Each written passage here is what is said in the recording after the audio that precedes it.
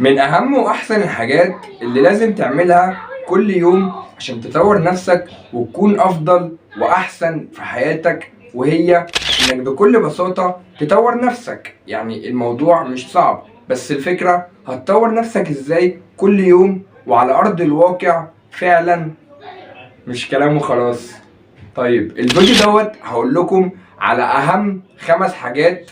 الحاجات دولت هيغيروا في حياتكم جدا وهيخلوها للأفضل بنسبة كبيرة، والحاجات دولت يعني مش هتلاقوهم تقليديين قوي. فجاهزين؟ يلا بينا نبدأ الفيديو.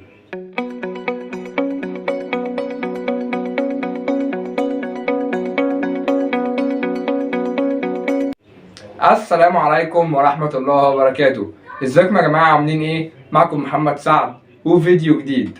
لو انت تعرفوني منورين القناة ويشرفني جدا وجودكم في قناتي، ولو انت ما تعرفنيش احب اقول لك انا محمد سعد، بنزل فيديوهات عن تطوير الذات، ازاي تكون افضل في حياتك، واي مشكلة موجودة ازاي نحلها ونكون افضل في حياتنا. فلو انت مهتم بالمحتوى دوت يشرفني جدا وجودكم في قناتي. تمام، حاجة بس بسيطة، المحتوى اللي بنزله يعني بتعب فيه جدا، والصراحة مش بلاقي الدعم الكافي للمحتوى بتاعي. فلو عجبك يعني ما تبخلش عليا بلايك او سبسكرايب، او انت تقول لي رأيك في كومنت.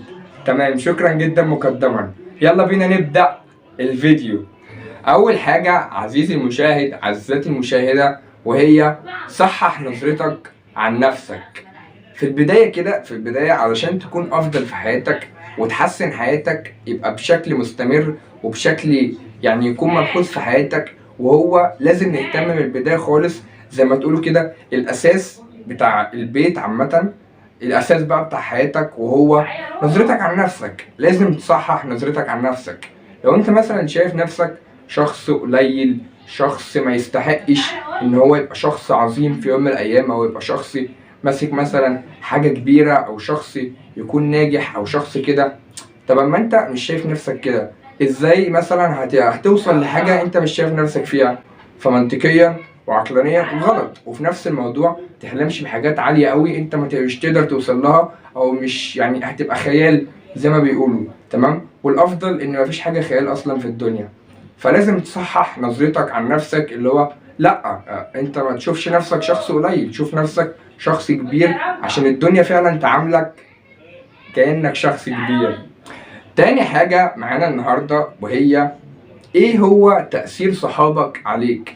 وبص، عايزك تركز معايا، انا ما قلتلكش مين صحابك او اهتم بصحابك او اي حاجة عن صحابك، انا بقولك ايه تأثير صحابك عليك.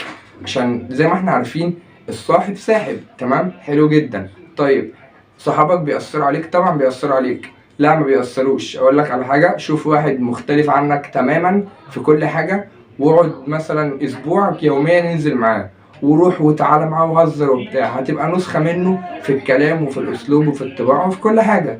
انت ما تأثرتش بيه، بس انت بقيت نسخة يعتبر منه، فتأثرت بيه جدا. فانت لو مش مقتنع انت اتأثرت بيه، لا اتأثرت بيه. فخلي بالك، خلي بالك، خلي بالك ايه تأثير صحابك عليك. هل التأثير دوت ايجابي كويس افضل، ولا سلبي حاجة وحشة فبينزل حياتك لتحت؟ اعرف من دلوقتي، بص حواليك كده مين صحابك، بتتأثر بمين، ولو بتتأثر بحد غلط حاول تتأثر بحد صح.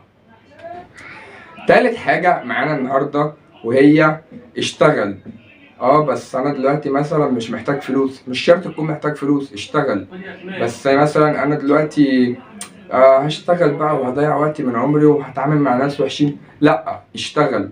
الشغل على قد ما هو يعني حاجة ممكن صعبة، حاجة مش سهلة، حاجة بتخنق، حاجة بتزهق، حاجة بتخليك تتعامل مع ناس يعني ممكن يكونوا أول مرة تشوفهم في حياتك، بس على قد كده هيخليك تكبر، هيخليك تنمو، هيخليك تبقى أفضل في حياتك، هيعلمك حاجات كتير في حياتك، هيعود على حياتك بحاجات كويسة جدا إيجابية. برغم ان انت هتشوف انا اصحى بدري، اصحى بدري وقرف وبتاع، اروح للناس يا لهوي عليكم، ده انا بص عايز اسيب الشغل عشان ما اشوفكوش تاني. هتتعامل مع عملاء ممكن يكونوا زي الزفت، هيبقى صعب، هيبقى صعب. انا ما بقولكش هيبقى سهل عشان نكون متفقين، هيبقى صعب جدا، بس هيعلمك وهيخليك تنمو في الحياة بشكل كبير جدا. ومش شرط زي ما بقول في النقطة ديت، مش شرط فلوس على قد ما هي هتعلمك. رابع حاجة معانا النهاردة وهي ما تسمعش كلام عقلك عشان بيضحك عليك. بص، كذا مرة كنت في موقف وهتلاقي نفسك بتفتكر دلوقتي انت في موقف وقلت مثلا ايه، مثلا صحابي دول انا مش هروح اكلمهم عشان ما يقولوش عليا مثلا ان انا شخص كذا. طب هو مين قالك ان هم يقولوا عليك كذا؟ عقلك اللي قالك هم يقولوا عليك كذا، فانت صدقت عقلك فما رحتش سلمت عليهم. هم الناحية التانية، طب مثلا ده فلان دوت، طب ما يجي نروح نسلم عليه، ده وحشني والله العظيم، ده مش عارف عمل كذا وبتاع، ده والله شخص لذيذ، ده شخص كلها حاجات ايجابيه. انت دخلت في دماغك حاجات سلبيه اللي هو لا يا عم انا مش هروح اسلم عليهم. طب انت سمعت ليه كلام عقلك؟ ما كنت رحت سلمت وخلاص. ده موقف صغير يعني بيوصل لك قد ايه عقلك ممكن يقول لك حاجات. فاكر الناس دولت مثلا بيقولوا عليك كلام وحش، طب هم في الواقع بيقولوا عليك كلام وحش؟ لا، بس انا فكرت كده وعقلي بيقول لي كده. هو بيضحك عليك يا معلم، يعني هو مش بيقول لك على حاجات صح، يعني هو كذا مره هيقول لك على حاجات غلط، فما تصدقش عقلك وحاول توازن الامور. طالما حاجه في ارض الواقع ما حصلتش ما تخيلهاش انت سيناريوهات من دماغك وعقلك يفضل يقول لك كذا وكذا وكذا، خلاص تمام هو ده.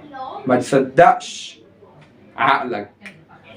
خامس حاجه واخر حاجه عزيزي المشاهد، عزيزتي المشاهده، واللي انا هفضل اقولها لكم لاخر يوم في عمري، وهي استمتع بكل ثانيه، مش كل لحظه، بكل ثانيه في حياتك. الثانيه اللي هتروح مش ترجع تاني. ايوه انا عارف الكلام ده، الثانيه اللي هتروح مش ترجع تاني ولازم اهتم بحياتي. طب ما بتعملش كده ليه؟ يعني الفكره ما بتعملش كده ليه؟ فالحاجه اللي انا مش قادر اتخيلها او مش قادر افهمها، وهو طالما انت عارف يعني الكلام دوت ليه بتخلي الوقت يضيع عادي؟ ليه؟ مش فاهم. لا، استمتع بكل ثانية في حياتك وانبسط بكل ثانية في حياتك. وحاجة حصلت في الماضي خلاص في ألف داهية، خلاص خلصت، خلاص خلصت. الماضي لا إما حاجة حلوة بتبسطنا، أو لا إما حاجة وحشة ألم بنتعلم منه درس في حياتنا ما نعملوش تاني في المستقبل. طب المستقبل لازم نخطط له، بس برضه ما ندوش كل الوقت. اهتم باللحظة الحالية اللي هو الحاضر، وانبسط واستمتع. واعرف ان كل لحظه في حياتك او كل فتره عامه في حياتك ما تقولش ايه مثلا ده انا الفتره اللي جايه في حياتي ديت، لو انت مثلا في ثانويه عامه، ده انا لو في جامعه يا ده انا هبقى جامد قوي، ده انا هبقى مبسوط قوي، ده انا هتبقى حياتي جامده قوي. اوعى تقول كده، عشان هتلاقي نفسك بتاجل الفتره اللي هو انت مستني الجامعه، فمش تستمتع بثانوي مثلا، تمام؟ ولما تروح الجامعه مش تستمتع بالاستمتاع اللي هو في خيالك، فهتلاقي الموضوع بص يبوظ منك، وهتلاقي الفتره اللي فاتت عدت والفتره اللي انت فيها عدت واللي بعدها هتعدي ومش تستمتع باي حاجه. فاستمتع بكل فتره وكل لحظه في حياتك. والى هنا تنتهي حلقه النهارده. كانت حلقه بسيطه وقلت اقول لكم كده على 5 حاجات هيفيدوا حياتكم وهيخلوكم افضل. فلو استفدتوا على 1% من الفيديو دوت انزلوا اضغطوا لايك وسبسكرايب، وان شاء الله الفتره الجايه في فيديوهات كتير ضرب نار. والى اللقاء في فيديو اخر. سلام.